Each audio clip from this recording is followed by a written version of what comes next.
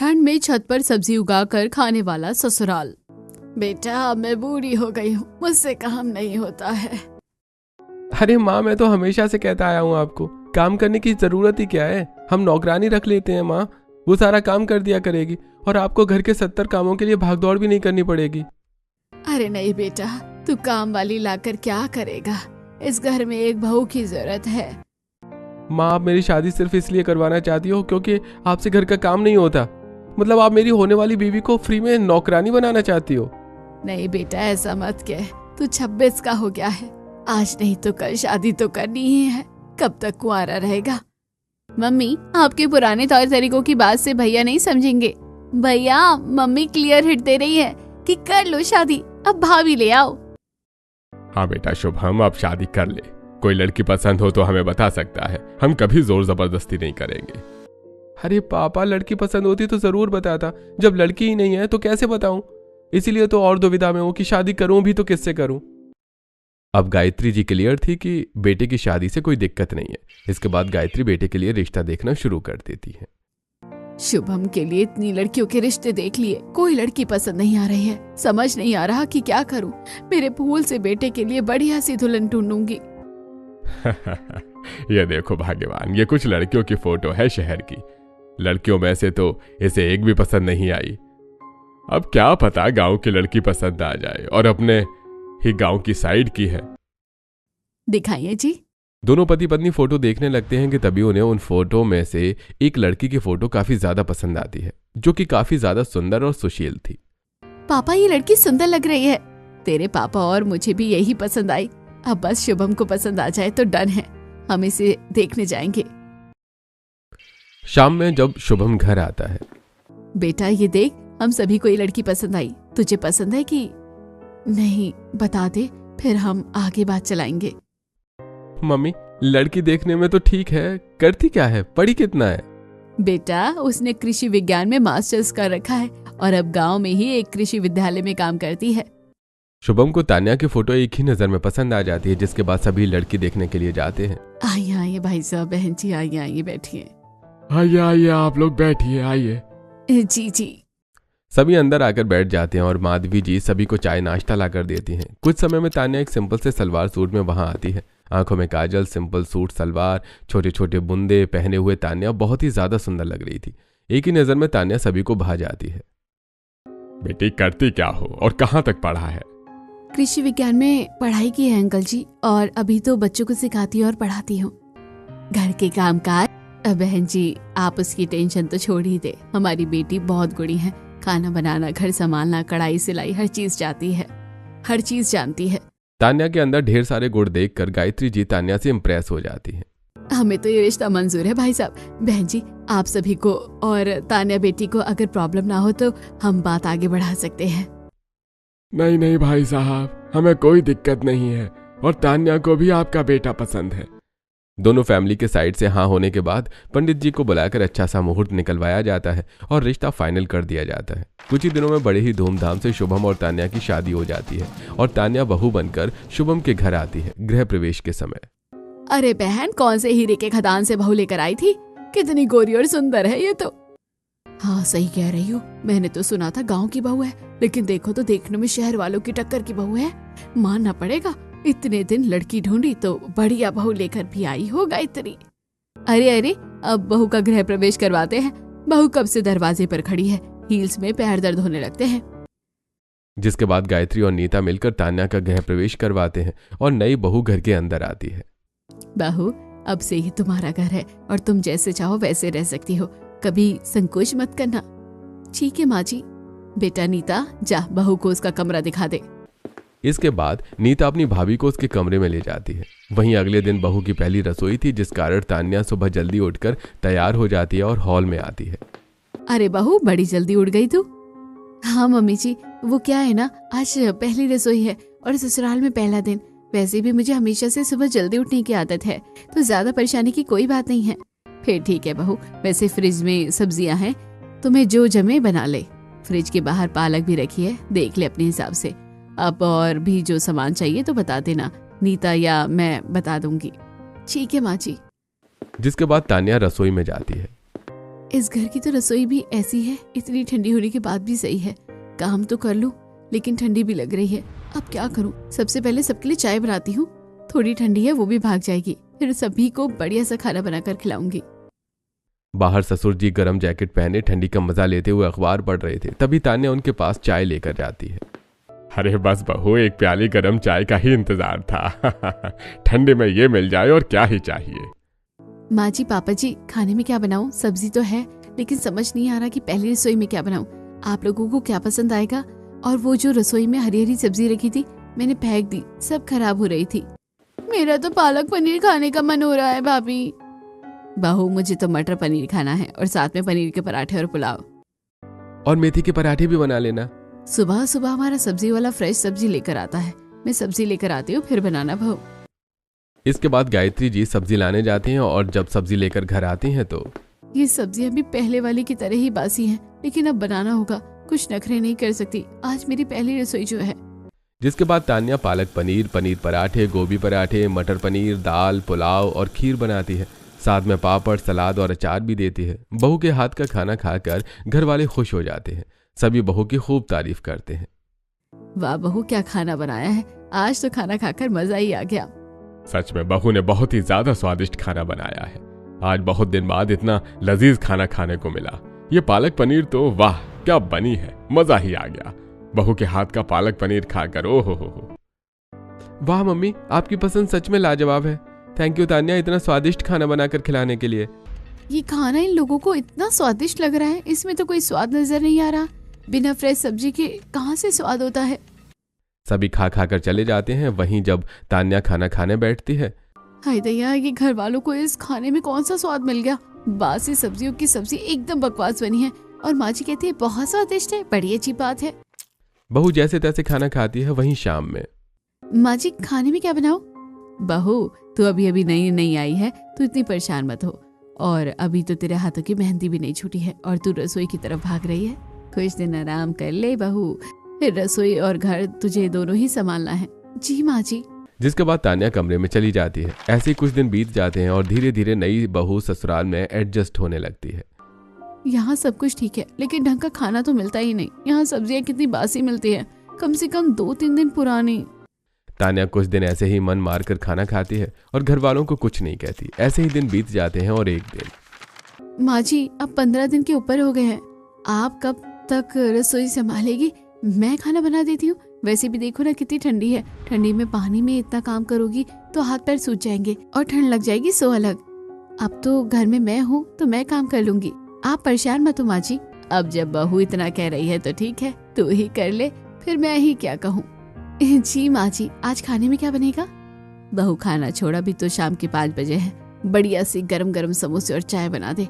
ठंडे मौसम में चाय और समोसे की बात ही अलग होती है। ठीक है माँ जी, अभी बना देती हूँ। जिसके बाद तान्या रसोई में जाकर आलू उबालने के लिए रख देती है। जब तक आलू उबलता है समोसे के लिए मसाला निकाल लेती हूँ। मैदे का आटा गूंथ लेती हूँ और समोसे के लिए हरी धनिया पुदीना की चटनी पीस लेती हूँ। हाँ, ये सही रहेगा। फिर तान्या जैसे ही फ्रिज खोलती है, देखती है कि फ्रिज में तो कई दिन पुरानी धनिया और पुदीना पड़ा हुआ है। बाप रे बाप, कम से कम 4 दिन पुराना होगा और सब्जी वाले के यहाँ जाकर भी मतलब नहीं है, उसके यहाँ भी इतना पुराना ही मिलेगा। छोड़ तान्या, इसे ही बना ले अब। जिसके बाद तान्या धनिया को साफ करके धनिया पुदीना की चटनी और समोसे बनाती है और सभी को खाने के लिए देती है। इतनी ठंडी में ऐसे गर्मा गर्म समोसे, वाह बीवी साहिबा, आज तो खाने में मजा ही आ गया। भाभी के हाथ में तो मानो जादू है, इतना टेस्टी बनाती है सब कुछ। हाँ नीता ने बिल्कुल सच कहा, मेरी बहू के हाथ में तो जादू है, इतना बढ़िया खाना बनाती है। और बहू तूने बहुत अच्छा किया शाम में समोसे बनाकर। बाहर देखो तो कितनी ठंडी है और ऐसी ठंडी में गर्मा गर्म समोसे, वो भी पुदीने धनिया की चटनी के साथ, मतलब सोने पर सुहागा। सभी बड़े ही चाव से खुशी से समोसे खाते हैं। वहीं जब बहू समोसे और चटनी खाती है तो उसे वो बिल्कुल भी पसंद नहीं आता, क्योंकि पुदीना और धनिया फ्रेश नहीं थे, कुछ दिन पुराने थे। बाप रे, लोग तो बासी सब्जी ही खाते हैं लगता है। जब देखो तब यहाँ 3-4 दिन पुरानी सब्जी आती है और माँ जी उसे फ्रेश बोलती है। ऐसे दिन बीतते हैं। ठंडी में सास बहू से रोज हरी सब्जियां बनवाती है, लेकिन वो जितनी भी हरी सब्जियां लेके आती सभी 2-3-4 दिन पुरानी होती, जिससे अब तान्या परेशान हो जाती है। एक दिन जब तान्या छत पर धूप सेक रही थी तो ये छत कितनी सुंदर लग रही है, पूरी छत खाली है और यहाँ तो अच्छी खासी धूप आती है, बिल्कुल जैसे मेरे खेतों में आती थी। काश मैं यहाँ भी खेती कर पाती। यहाँ की सब्जियाँ तो मुझसे खाई नहीं जा रही हैं। हाँ, अगर तुम चाहो तो कर सकते हो खेती। मैं बहुत दिन से तुम्हें परेशान देख रहा हूँ। अरे आप कब आए? जस्ट अभी आया और तुम्हें खुद से बात करते देखा। अगर तुम्हें ताज़ी सब्जियां पसंद है तो तुम यहाँ सब्जी उगा सकती हो। वैसे भी हमारी छत बड़ी है और धूप भी अच्छी खासी आती है। ठीक है, एक बार माँ जी से पूछ लूंगी। उन्होंने हाँ कहा तो आज से ही खेती शुरू हो जाएगी यहाँ फिर। जिसके बाद बहू नीचे जाकर घर का काम करने लगती है। वहीं एक दिन शाम में। क्या हुआ बहू, आज बहुत ही ज्यादा उदास लग रही है। और ये क्या, जब तू मायके से आई थी तो हट्टी कट्टी थी, अब इतनी कमजोर क्यों होती जा रही है? माँ जी, आपका सब्जी वाला बासी सब्जी बेचता है और उससे में वो टेस्ट नहीं होता है, इसलिए मैं अब पहले से कमजोर हो गई हूँ। और बासी सब्जी सेहत के लिए हानिकारक होती है। मैं तो कहती हूँ कि घर में सब्जी उगाते हैं, ठंडी का मौसम है, ठंडी में हरी सब्जियाँ जल्दी उग जाती है और घर में उगाई हुई सब्जी सबसे बढ़िया होती है। ठीक है बहू, जैसा तुझे ठीक लगे, लेकिन छत पर गंदगी मत करना, पहले ही बता दे रही हूँ। ठीक है माँ जी। जिसके बाद तान्या घर में ही छत पर सब्जी उगाने में लग जाती है। तान्या पहले तो घर के पास के ही मैदान से ढेर सारी मिट्टी लेके आती है और फिर ड्रम काट कर उसमें मिट्टी डालती है और फिर उसमें पालक मेथी बो देती है। वहीं छोटे छोटे पौधे धनिया पुदीना बथुआ और अन्य हरी सब्जियां भी बोती है। अब इसमें खाद भी डालनी है। एक काम करती हूँ, गोबर ला के डाल देती हूँ, ठीक रहेगा। जिसके बाद तान्या गोबर लाके बोई हुई सब्जियों के पौधों में डालती है ताकि सब्जी को खाद मिल सके और वो अच्छी और पौष्टिक उगे। जिसके बाद बहू थोड़े और पौधे लगाती है। मिट्टी भी लाना है और गोबर भी। एक काम करती हूँ, मैदान से मिट्टी ले आती हूँ और फिर आते आते वैसे ही गोबर भी ले लूंगी तबेले से। जिसके बाद बहू मैदान में मिट्टी लाने के लिए जाती है। तभी गायत्री जी की कुछ पड़ोसनें बहू को मिट्टी उठाते हुए देख लेती हैं। अरे ये क्या, ये तो गायत्री की बहू है ना, तान्या। हाँ आंटी जी वही है, ये गांव की बहू लाई है ना। देखो तो गांव की मिट्टी कम पड़ गई तो अब यहाँ मैदान की मिट्टी उठा कर ले जा रही है। सुना है घर के अंदर छत पर खेती कर रही है आजकल। ममता काकी के तबेले में अभी गोबर लेने जाएगी, देखना। तभी सारी पड़ोसनें देखती हैं कि बहू मिट्टी बटोरने के बाद सच में गोबर लेने के लिए जाती है और गोबर लेके फिर से घर चली जाती है। छी छी छी, सच में गायत्री की बहू तो पागल हो गई है। अब क्या गोबर से घर लीपना है जो इतना सारा गोबर लेकर जा रही है। मुझे तो लगता है कि ये गोबर खाती है और कोई भरोसा भी नहीं है, ये गोबर खा भी सकती है, इसकी जो हरकतें हैं। अरे बहन ऐसा मत कहो, ऐसा कौन कहता है? कहना तो नहीं चाहिए, लेकिन पहले ही दिन मुझे ये कमाल लगी थी। सुना है कि कृषि विज्ञान की पढ़ाई कर रखी है इसने, खुद को मास्टर नहीं समझती है। हमें क्या करना, कुछ भी समझे। चलो मैं तो अब घर जा रही हूँ, बहुत तेज ठंड लग रही है। घर में मस्त हीटर की गर्मी में आराम करूंगी, ये ठंडी मुझे बर्दाश्त नहीं होती है। जिसके बाद चेतना वहां से चली जाती है और बाकी पड़ोसनें भी अपने घर चली जाती हैं। वहीं छत पर बहू बढ़िया से ढेर सारी सब्जियां उगाती है और फिर जब उसकी उगाई हुई सब्जियां तैयार हो जाती हैं तो क्या बात है भाभी, आज क्या बना रही हो? बड़ी अच्छी खुशबू आ रही है।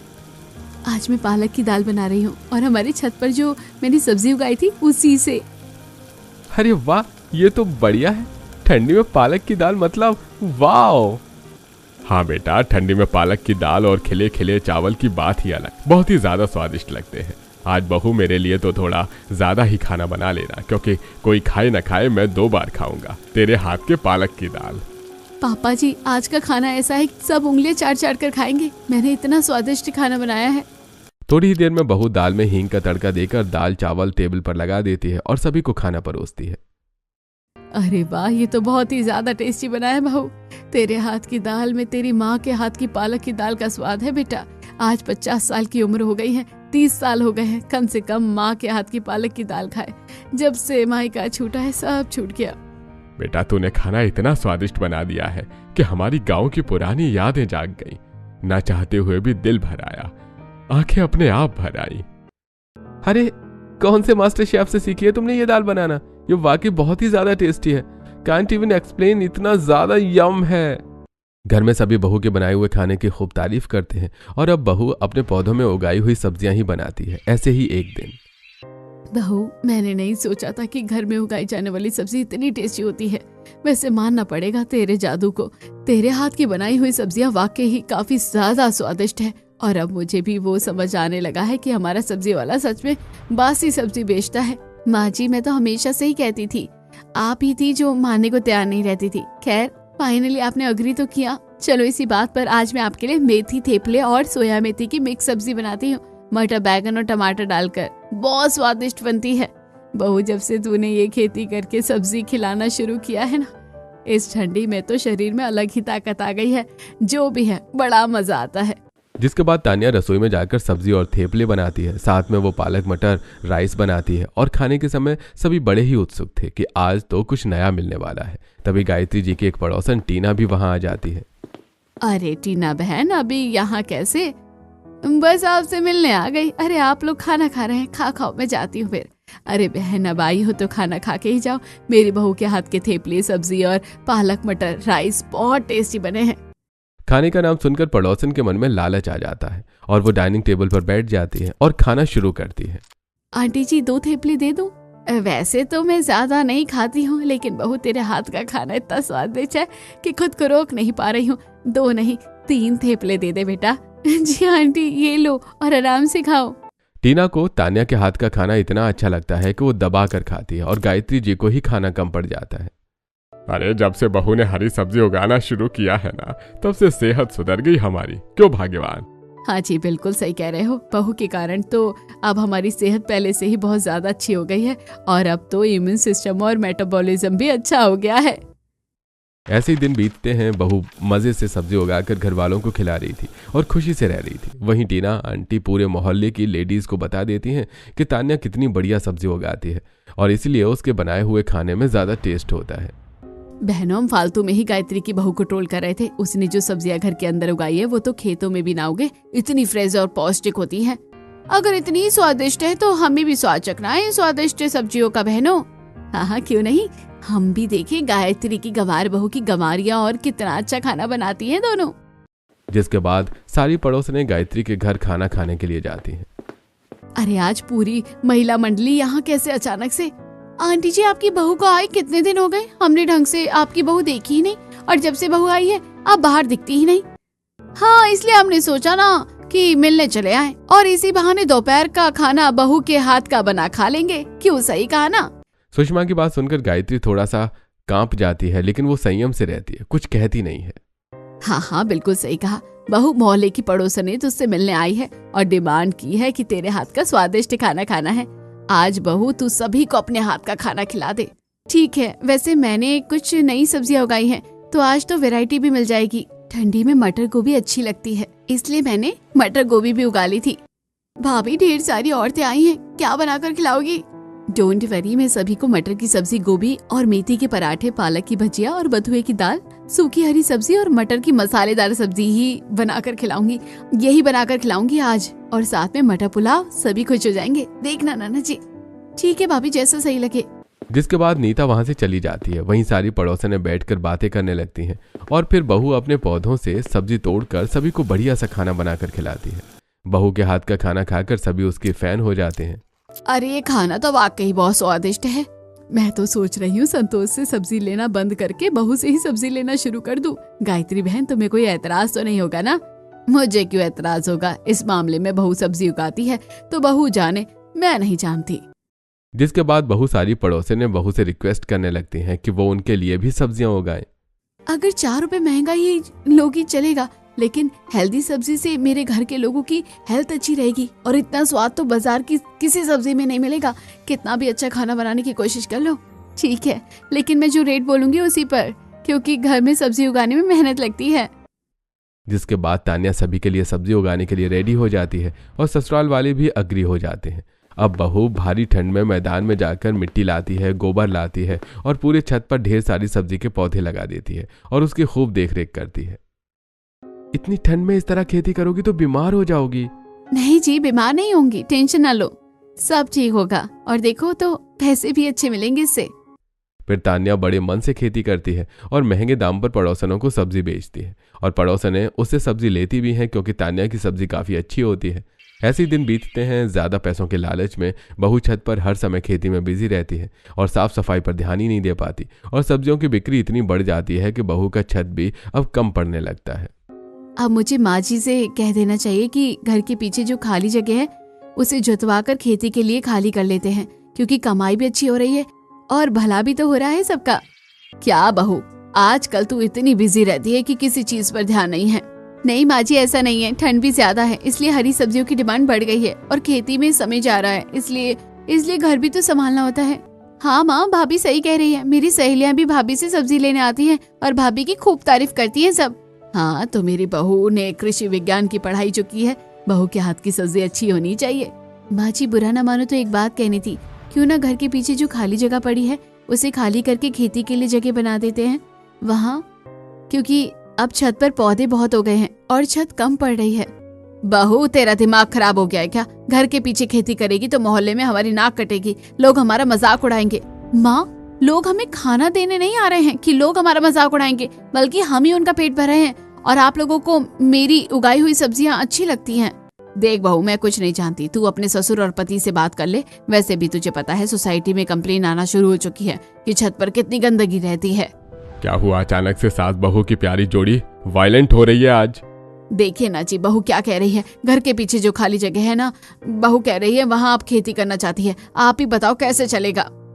अरे नहीं नहीं बहू, बिल्कुल नहीं पॉसिबल, वो जगह पर तो बिल्कुल भी नहीं, क्योंकि सोसाइटी में तो छत पर भी खेती करने में कंप्लेन आ रही है, तो घर के पीछे करेंगी तो और भी लोग और बोलेंगे।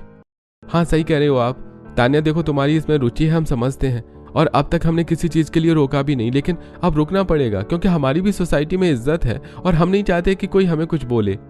अरे लेकिन अब तक तो मैं छत पर खेती कर रही थी ना, तब इज्जत नहीं जा रही थी क्या? और छत पर जगह नहीं है, समझो इस बात को। ससुराल वाले बहू की एक बात सुनने को तैयार नहीं थे। वहीं छत पर पालक, मेथी और अन्य हरी सब्जी के ढेर सारे पौधे होने की वजह से वहां पत्तों के सड़ने गलने की बदबू आना भी शुरू हो जाती है और लोग कंप्लेन करना शुरू कर देते हैं। अरे ये गायत्री की बहू कितनी बार कहा है कि छत साफ रखा करो, अब हम इसके पड़ोसी हैं तो हमें परेशानी झेलनी पड़ रही है, बताओ कैसे चलेगा? इस तरह सभी बहू को ही चारों तरफ से सुनाना शुरू कर देते हैं। वहीं अब बहू ने अपनी छत की खेती पर इतनी मेहनत की थी तो वो इसे बंद नहीं करना चाहती थी और वो भारी ठंड में बहुत मेहनत कर रही थी। वहीं अचानक से एक दिन ठंड में गायत्री जी बिस्तर से उठकर आती हैं और पैरों में क्रैम्प्स की वजह से उनका पैर फिसल जाता है और वो सीढ़ी से गिर जाती हैं। बचाओ कोई! तभी बहू वहां आती है और सास को फौरन हॉस्पिटल ले जाती है। माँ जी ठीक तो हो जाएंगी ना डॉक्टर साहब? देखिए उनके पैरों में सीवियर इंजरी आई है, ऑपरेशन करना होगा और इसके लिए 1 लाख रुपए लगेंगे। ठीक है, वैसे पैसे फौरन जमा कर देती हूँ, आप ऑपरेशन शुरू कर दो बस। जिसके बाद डॉक्टर गायत्री जी को ओटी में ले जाते हैं और उनके पैरों की सर्जरी करते हैं। वहीं तान्या ठंड में हरी सब्जी बेचकर उगाए हुए पैसे सब सास की दवाई में लगा देती है और जब घर वालों को ये पता चलता है तो उन्हें अपनी गलती का एहसास होता है। Congratulations, now your mother in law is fine. कुछ दिनों में आप उन्हें घर ले जा सकते हैं। Thank you doctor. तान्या तुम्हारे पास इतने पैसे कहाँ से आए? मेरे पास भी 1 लाख रुपए नहीं है अभी तो। मैंने सब्जी बेचकर कमाए थे वो पैसे। बहू की बात सुनकर अब घर वालों को रियलाइज होता है कि बहू क्यों घर वालों से घर के पीछे की जगह खाली करवाने की जिद कर रही थी। बहू हमें माफ कर देना, हम तुझे समझ नहीं पाए और थैंक यू सो मच। तू सच में हमारे घर की लक्ष्मी है। अगर तू ना होती तो आज मेरी गायत्री पापा जी आप टेंशन ना लो, सब ठीक हो जाएगा अब। जिसके बाद तान्या सास को घर ले जाती है और ठंड में उनकी खूब देखभाल करती है और पौष्टिक हरी सब्जी खिलाती है ताकि वो जल्दी से ठीक हो। वहीं अब ससुराल वाले भी बहू को घर के पीछे खेती करने के लिए अलाउ कर देते हैं, जिसके बाद बहू घर के पीछे खेती करके हरी सब्जी बेचती है।